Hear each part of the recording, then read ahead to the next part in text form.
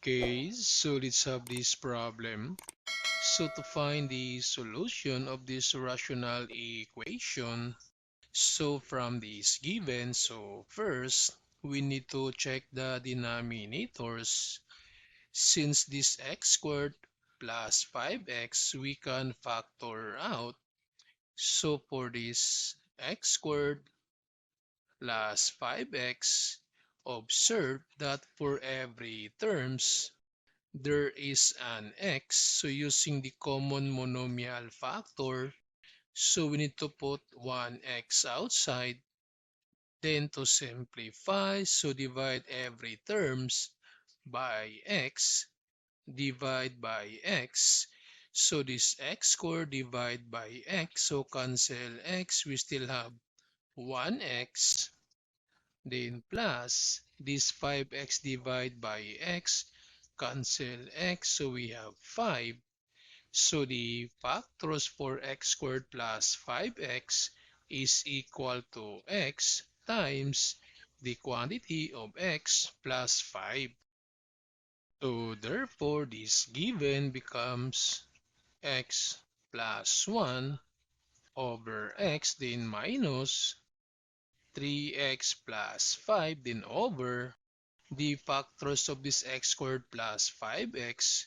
So that's x times x plus 5, then equals 4, then over x plus 5. Then this time to find now the solution using the LCD method. So we just need to multiply this whole equation by the LCD, and to find the LCD using the denominators. So from the first denominator, so you copy, so we have x. Then for the second denominator, since we already have x, so therefore there's no need to include this x, so just copy x plus 5. Then from the third denominator, so since x plus 5 and we already have x plus 5, so there's no need to include this x plus 5. So the LCD is x times x plus 5. Then we need to distribute this LCD to every terms.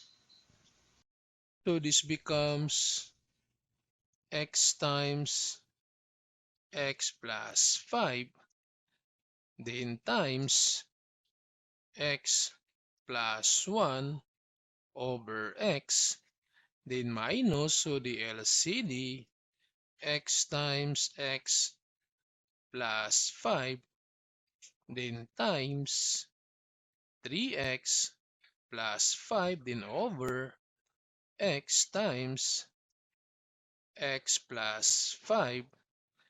Then for the last term, so we have x times x plus 5, then times 4, then over x plus 5. Then to simplify, so we can cancel now this x. So the remaining is x plus 5 times x plus 1, then minus, so cancel now this x and cancel now x plus 5. So the remaining, that's 3x plus 5, then equals, cancel now this x plus 5. So the remaining is x times 4. Then to simplify, so using the FOIL method, so this becomes simplify, distribute. So x times x, this one is x squared, then x times 1, that's positive x, then 5 times x, that's positive 5x, And 5 times 1, that's positive 5. Then for this negative, so distribute, that's negative 3x. Distribute the negative, that's negative 5, then equals x times 4. This is 4x. Then combine like terms. So we have now x squared. Then this x plus 5x. So this is 1. 1 plus 5. This one is 6x. And 6x minus 3x. So 6 minus 3. This is positive 3x. Then for this positive 5 and negative 5, this one is 0. Then transpose this positive 4x. This becomes negative 4x, then equals 0. Then to simplify, so this becomes x squared. And this positive 3x, negative 4x. So positive 3 minus 4, that's negative 1x, or negative x equals 0.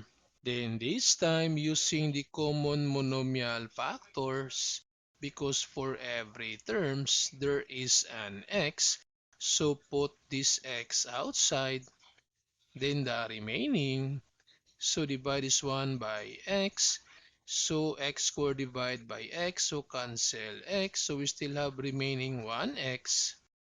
Then minus, divide this by x, since this negative x has one numerical coefficient, so cancel now this x, so the remaining is 1, then equals 0. Then to solve for x, we need to equate these factors to 0. So we have x equals 0, then the other one, x minus 1 equals 0.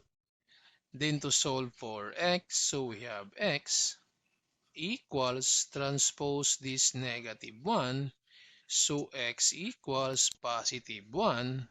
So these are the possible values for x. Then to check these values, so we need to substitute these values to the given. So if x is equal to 0, this denominator becomes 0. And if the denominator is equal to 0, then this equation becomes undefined. So therefore, this x equals 0 is not part of the solution. So the solution of this rational equation is x equals positive 1.